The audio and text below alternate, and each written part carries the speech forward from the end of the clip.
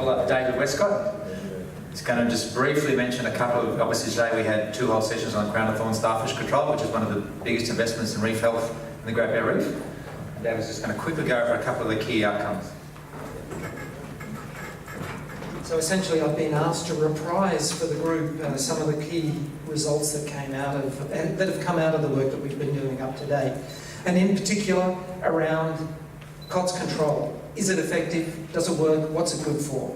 And what we presented in this work was an analysis of, somebody better grab that phone, an analysis of different approaches to controlling CoTS that have been applied on the reef over the last 10, 20 years, or longer in some cases. And I'm just going to talk about the 2 that were found to be effective, but primarily about the one that has been found to be most effective.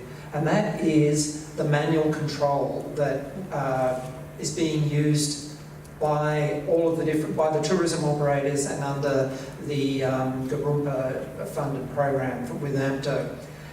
Essentially what you see in the plot on the left-hand side here are the number of CoTS that are encountered in each voyage back to an individual site.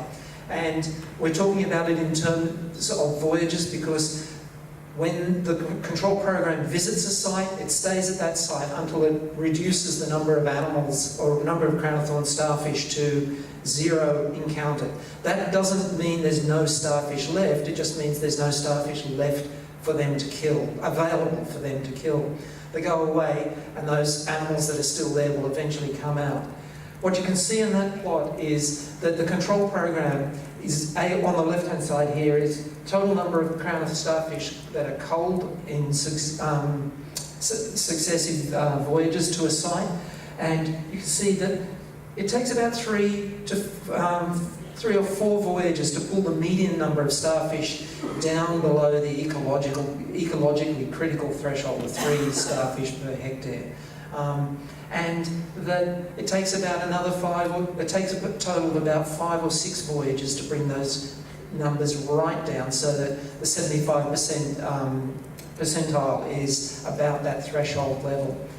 So as you go on, and you're able to keep those numbers down quite low, down below that threshold fairly effectively, at the end there it looks like it starts to bounce up. And what's going on there is that not all sizes of starfish are killed at the same rate. On the right-hand side, we have exactly the same plot as on the left, but it's for the different size classes. Largest size class at the top, smallest size classes down at the bottom. And what you see in that is that we very quickly get rid of the largest starfish in the system. And we're not so good at getting the smaller starfish out of the system. And the apparent rise in the number of the small starfish produces the increase that we see in the total population at those very long end, when we've been visiting the site for a very long time. Now, those are the small starfish growing back in and becoming available, but the good news is that it's the largest starfish that cause the most coral loss over their lives at any given point in time, and it's also the largest starfish that are the most fecund, and so will have the most eggs and sperm to push back out into the system. So the program is really effective in quickly reducing the number of the most damaging starfish in the system. And if you look at those top plots, we're able to push down the numbers of large starfish and keep them down at individual sites. And so that's a really positive outcome for us. We don't kill starfish just because we don't like them. We kill starfish because they eat coral and we want to maintain coral cover. And essentially what I'm showing in this plot is data that comes from the Gurumpa reef health surveys. And these surveys have been conducted on the same sites the data that I just presented was collected at. If we look at the absolute amount of coral that was present on the 53 sites that I've presented data here for, what we see is that the absolute amount of coral cover that is present on those sites is related to the number of voyages that go back to those sites. So the more investment you make in starfish control at a site, the greater the amount of coral you can expect to have at that site at the end of, in this case, 5 years worth of management. And you're explaining, it's not, there's a lot of things going on there. The regression explains about 13% of the variation, but surprisingly, given the fact that we've had 2 major bleaching events during this period, it's still explaining a reasonable amount of that variation. If we think about the change in the amount of coral that's at each of those sites over that same period, we're seeing a similar story. This time we're explaining more of the variation. We see the change between 2013 and the end of 2017 is essentially you see a larger and you're more likely to see a positive change in coral cover the more investment you make in control of those sites. So the take-home message from all of this really is that manual control of starfish is effective, not just at reducing the numbers of the animals at the site and keeping those numbers down, but it's also effective in allowing coral to recover or coral cover to increase over time. Now, the other method that we looked at in this work was the effect of zoning. And once you have implemented zoning and control at a site, the effect of zoning is small relative to the effect of control.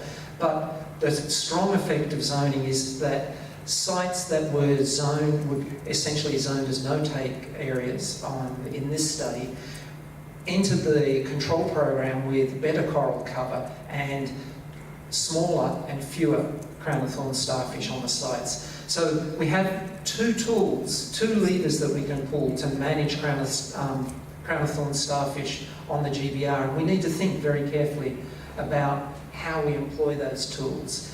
With the combined approach of manual control and zoning and the refinements that we're pulling together as part of the NEST Crown-of-Thorns program, essentially I think I've gone from being hesitant to feeling quietly optimistic about the potential for this approach applied carefully across the region to have really meaningful ecological outcomes on the reef. So manual control is really important, but it's not a complete answer. We need to address a whole range of other issues that are impacting the reef, but we cannot afford to not take this opportunity to have a really positive impact. A lot of people say manual control, it's really expensive. And yeah, it costs a lot of money, but it's a piddling amount when you think about the value of the GBR economically and socially and in every other respect to Australia. So I think, as I said this morning, if you want to own a Rolls-Royce tourist attraction and economic generator of income, then you need to be willing to invest at Rolls-Royce levels in terms of the maintenance of that particular asset. Nothing comes for free in this world. And yes, there are other threats like climate change, like water quality, like all of these sorts of things. We do need to focus on those things as well. Crown-of-Thorns control is not going to be the complete answer, but it is something we can do now, and at the very worst, it'll allow us to have something left to save from things like climate change in the future. You can think, if you're really pessimistic about this stuff, you can think of this sort of work as being first aid. You don't turn up at an accident and go, oh no, I'm not going to give them first aid because they need surgery. You give them first aid so they survive to get surgery, and I think that's part of what we're doing here. So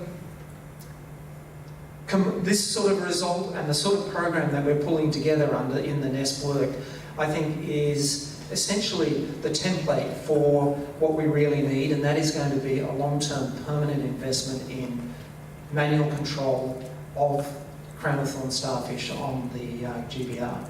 So, thank you.